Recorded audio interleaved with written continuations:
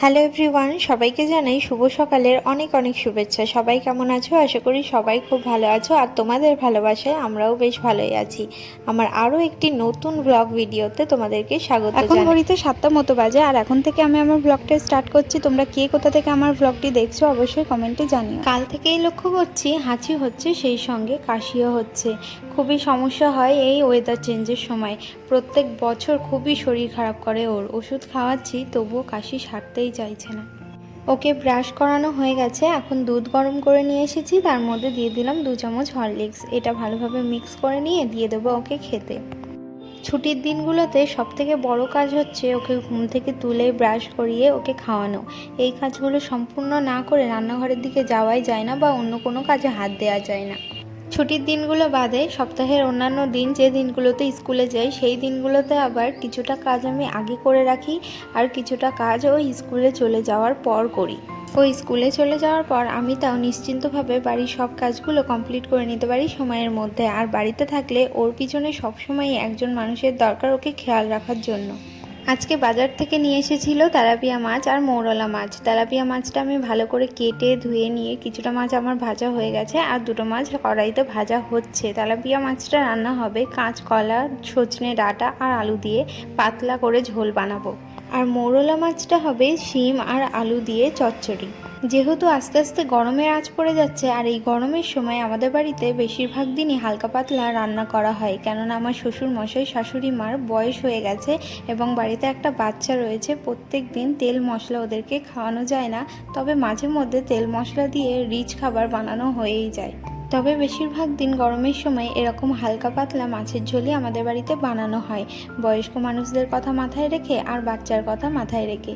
অতিরিক্ত তেল মশলা দিয়ে রিচভাবে তরকারি বানালে আমার শাশুড়ি মায়ের খেতে খুবই সমস্যা হয়। সেজন্য সবসময় চেষ্টা করি হালকা পাতলা রান্না করার, যাতে তাদের কোনো শারীরিক সমস্যা না হয় বা নিশ্চিন্তভাবে খেতে পারে।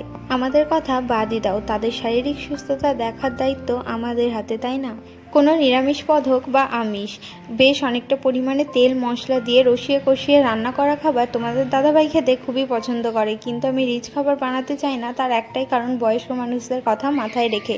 তবে মাঝে মধ্যে রিচ খাবার অবশ্যই মাঝে মধ্যে রিচ খাবার খেলে তেমন একটা অসুবিধা হয় না, কিন্তু প্রত্যেক দিন বয়স্ক মানুষদের ক্ষেত্রে রিচ খাবার না খাওয়াই ভালো। তো আমি আজকে মাছের ঝোলটা রান্না করেছি শুধুমাত্র আদা জিরে বাটা দিয়ে। তবে এই মাছের ঝোলের টেস্টটা কিন্তু অসাধারণ হয়। যেহেতু এখন সজনে ডাঁটা নতুন নতুন উঠছে, এই সজনে ডাঁটা দিয়ে মাছের ঝোল বানালে খুবই ভালো লাগে। আর এদিকে আমি মৌরলা মাছটা ভালো করে কেটে ভালোভাবে ধুয়ে নিয়ে এখন জল ঝরিয়ে তার মধ্যে দিয়ে দিচ্ছি লবণ, আর পরিমাণ মতো দিয়ে দেবো হলুদ গুঁড়ো। দিয়ে লবণ হলুদটা মাখিয়ে এক সাইডে রেখে দেবো। একটু আগে থেকে লবণ হলুদটা মাখিয়ে রাখলে লবণটা মাছের মধ্যে ঠিকঠাকভাবে ঢুকবে।